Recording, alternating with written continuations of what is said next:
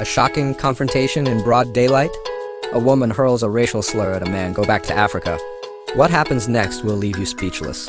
Stay tuned, because his response is not what anyone expects, and it's a lesson in dignity. You won't forget, the woman's words didn't just echo in the air. They seemed to pierce the very atmosphere, hanging in the space between them like a heavy fog. The man's entire body tensed up for a moment, an instinctive reaction to the sting of the insult. But he didn't flinch. He didn't raise his voice, and he didn't react with rage or anger to responses so many would expect in such a situation. Instead, he took a slow, deliberate breath, almost as if he were grounding himself before responding. The bustling city around them seemed to fall away, and for a brief second, time itself felt as if it had frozen. As he turned to face the woman directly, he saw the crowd begin to gather. People who had been going about their business now stood still, sensing the tension in the air. It was as though everyone around them instinctively knew that something significant was about to unfold. The murmurs of onlookers faded into silence. As they watched the scene, waiting for the next move, the woman, standing firm, had no idea who she was speaking to. To her, this man was simply another black man, someone she assumed she could belittle without consequence. Her words were laced with disdain, as though she saw herself as superior, as though her ignorant hatred gave her the right to dictate where someone should belong. Go back to Africa, she repeated, louder this time, the venom in her voice unmistakable. In her mind, she might have thought the insult would land hard, that it would cut deep or provoke an angry retort. She might have expected him to lash out, to throw words back in her face, or maybe even to physically retaliate. But what she failed to grasp was that the man she was speaking to wasn't going to give her the satisfaction of that response. What she was about to witness wasn't an emotional explosion. It was something far more powerful, the unwavering strength of self-control, the dignity of a person who had heard too many hateful words to be moved by them. This was going to be a moment of calm that would speak louder than anything she could say. The man stood there, still as stone for a brief moment, processing the venomous words that had just been hurled at him. The air between them seemed charged with tension, but he didn't react the way most would expect. Instead of snapping back with an insult, throwing a sharp comment, or issuing a threat, he did something extraordinary. He took a deep breath and, in a calm, almost disarming manner, asked her one simple question. Do you know where Africa is? The words hung in the air, and the crowd who had been eagerly anticipating the fallout from such an aggressive encounter went completely silent. People shifted uncomfortably on their feet, unsure of what would happen next. The woman, who had thought she could provoke a confrontation, now found herself at a loss for words. She had expected a fiery outburst, an emotional reaction that could justify her cruel words. Instead, she was confronted with an unexpected response: calmness, composure, and a challenge to her ignorance. Her face contorted with confusion, and she snapped back, her voice laced with frustration. What's that supposed to mean? Her eyes darted around, seeking support from the crowd, but no one gave her the satisfaction. The man's calm was unsettling. It was the exact opposite of the chaos she had hoped for. With a gentle smile, the man stepped closer to her, maintaining his steady composure. If you want me to go back to Africa, he said, his voice smooth and unshaken, you should at least know where Africa is. It's a big place with over 50 countries. I'm not sure which one you think I should go back to, but maybe you could help me figure it out. His words weren't aggressive. There was no malice in his tone. Rather than escalating the situation, he invited her into a moment of reflection. He wasn't fighting back. He was asking her to confront the sheer ignorance of her own statement. The crowd, who had witnessed countless confrontations where anger was the fuel, now felt a palpable shift. This wasn't about a man fighting to defend his dignity. It was about exposing the thoughtlessness of a comment that had no place in a respectful society. His response wasn't a battle. It was a teachable moment. It was the power of restraint. Where words could easily escalate into something destructive, he chose to dismantle the hatred with education and calm insight.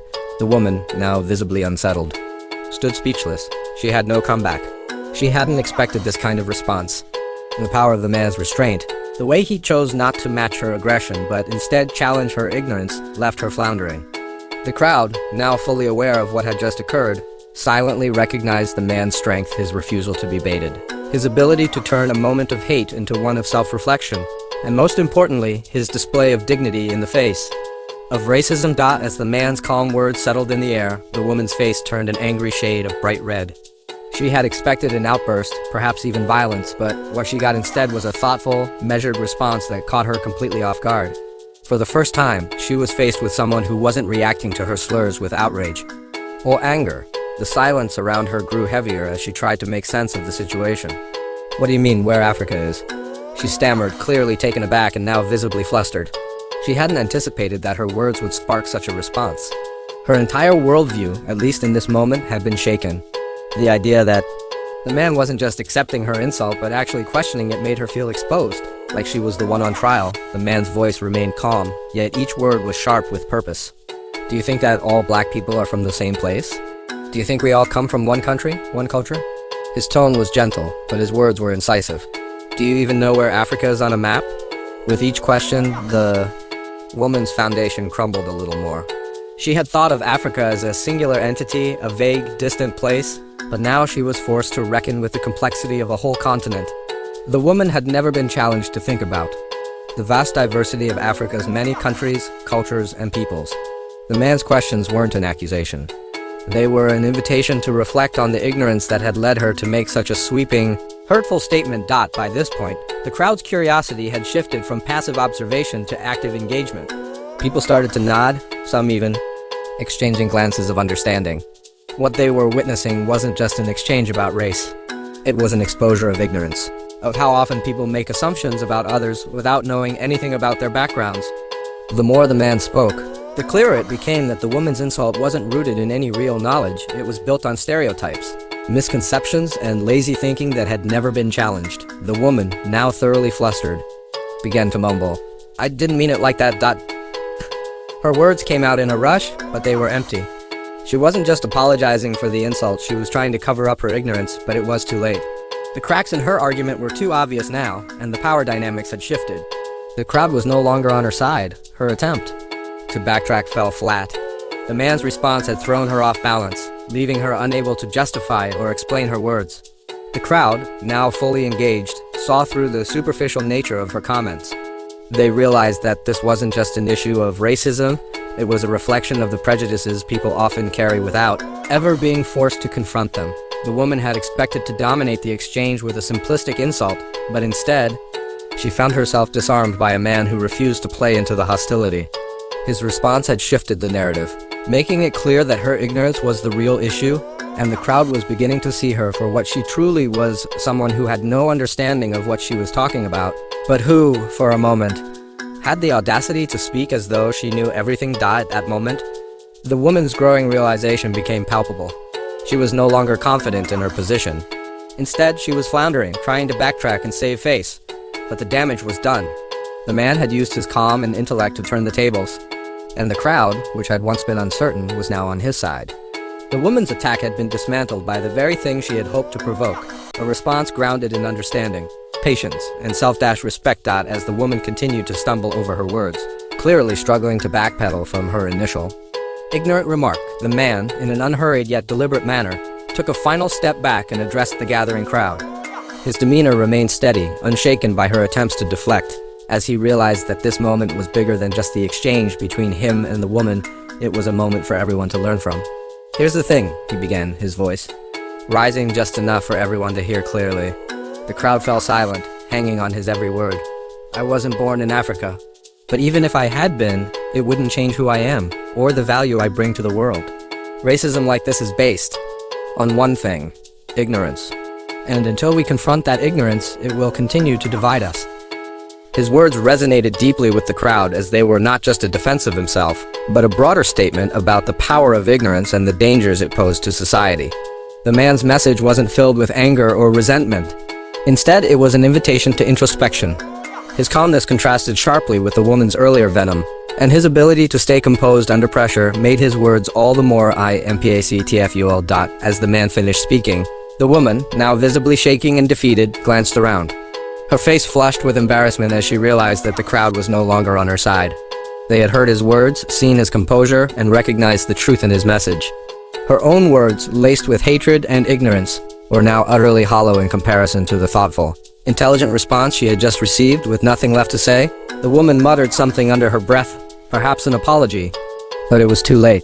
She quickly turned away, her walk stiff and hurried. As she exited the scene in complete defeat, the crowd stood in stunned silence for a moment, processing what had just happened. There was no shouting, no chaos, no heated argument. It wasn't about proving who was right or wrong in the traditional sense. It was about standing tall and confronting ignorance with education and grace. In that moment, the man had shown everyone that the real power lies not in how you respond to hate with more hate, but in how you rise above it, challenging ignorance with calm, measured strength. For those who had witnessed the exchange, it was clear that this encounter was not just a simple confrontation, it was a powerful lesson in dignity, restraint, and the ability to turn an unfortunate moment of hate into an opportunity for growth and reflection. The crowd, once passive observers, now walked away with a deeper understanding of the importance of addressing ignorance head-on, and how sometimes the most effective weapon against hate is not anger, but wisdom and self-respect. As the woman disappeared from the scene, her defeat palpable, the man stood surrounded by a growing group of onlookers who had witnessed the entire interaction. There was a brief, charged silence as the crowd processed what they had just seen. The man, ever composed, offered a simple but powerful gesture. He smiled at the crowd and said, "Thank you for listening." With that, he turned and continued on his way, as if the whole incident had never happened. Yet for those who had watched it unfold, the moment would never be forgotten. The man's words and actions had left a profound impact on everyone present. What had begun as a hostile confrontation had transformed into a teachable moment about dignity, restraint, and the power of self-respect. The woman's words, which had once seemed like a blatant attempt to divide and insult, were now exposed for what they truly were: ignorance fueled by hate. She had not won the encounter. In fact, her ignorance had been dismantled by the very calmness and intelligence she had hoped to provoke. On the other hand, the man had proven that there was far greater power in remaining composed and thoughtful in the face of hate. His quiet response, instead of escalating the tension, diffused it completely. It was a masterclass in how one person's ability to stay calm in the face of anger and insult can turn the tide of an entire interaction. He hadn't fought back with words or raised his voice, but with wisdom and self-respect. This, the crowd realized, was the real strength. As the man disappeared into the crowd, the lingering effect of what had just happened was undeniable. What they had witnessed was not just a personal victory for him, but a universal lesson that transcended the moment. It was a stark reminder that the way we respond to hate says more about who we are than the hate itself. His calmness had taught them all that, no matter how cruel the words or actions of others, we all have the power to choose our responses. This moment wasn't just about winning an argument. It was about proving that hate could be turned into understanding, simply by choosing not to engage with it on the same level. It was a powerful, silent statement that, in the end, the greatest weapon we have against division and ignorance is not anger, but the ability to respond with grace and clarity. And for the people who had witnessed this exchange, it was a lesson that would stay with them long after the encounter was over. And just like that, what began as a moment of hatred turned into a powerful lesson in dignity, self-respect, and the importance of how we choose to respond to hate. The man's calmness and intelligence didn't just defuse the situation, it shifted the entire narrative.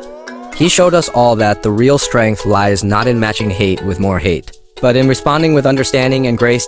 Thank you for watching this incredible story unfold. If this moment made you think, or if it inspired you to take a stand against ignorance and hate, don't forget to hit that like button. Subscribe to our channel for more stories that challenge the status quo. And share this video to spread the message of resilience and the power of responding with wisdom. Remember, it's how we respond that defines us. Let's choose to make the world a better place, one thoughtful response at a time. See you in the next video.